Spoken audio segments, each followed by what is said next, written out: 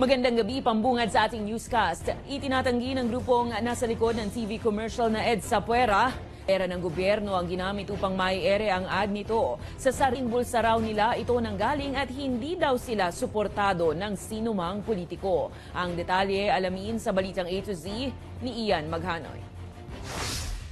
Pangako nila pagsulong, pero sa pagbuo ng 1987 Constitution, na EDSA Puera tayo. Nanggaling sa sariling bulsa ng grupong pirma at hindi raw mula sa pondo ng gobyerno o ng sinumang politiko ang ginamit para maiere ang TV ad na EDSA Puera. Ito ang siniguro ng grupo ng mga abogadong nagsusulong na baguhin ang saligang batas mula pa noong Ramos administration. Pa TV ad na to, sa pirma din galing yung payment for the TV ads, and together ng pirma, yung iba pang private sectors na nag-chip in para dito sa public information campaign ito. Wala raw silang ibang layunin sa likod ng patalas, kundi ang pagkakaroon ng diskurso sa usapin ng charter change o chacha. Para pag-usapan yung People's Initiative to amend the Constitution, if pwede nang pag-usapan, and if pwede na, ano yung mga gusto ng tao na i-propose na baguhin sa ating saligang batas. Kasabay ng paglabas ng ad na ito,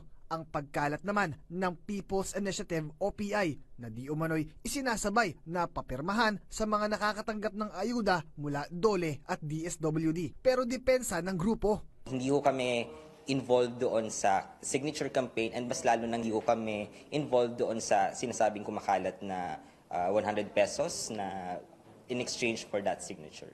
Ang grupong Bayan Muna, duda sa paglakas ng kampanya para sa chacha. Kakambal nito yung political motive why they want to amend the Constitution.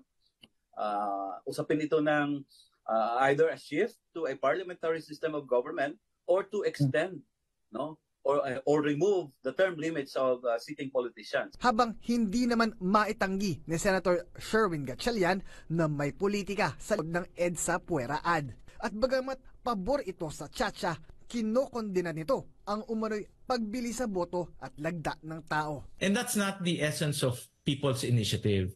Ang nangyayari yun with PI, hindi na People's Initiative, PES Initiative na eh. Base sa Initiative and Referendum Act, may kapangyarihan ang publikong magpanukala sa gobyernong maamyendahan ang saligang batas sa kondisyong makalikom muna ito ng hindi bababa sa 12% na mga pirma mula sa kabuoang bilang ng mga rehistradong botante. Para sa Balitang A to Z, Ian Maghanoy.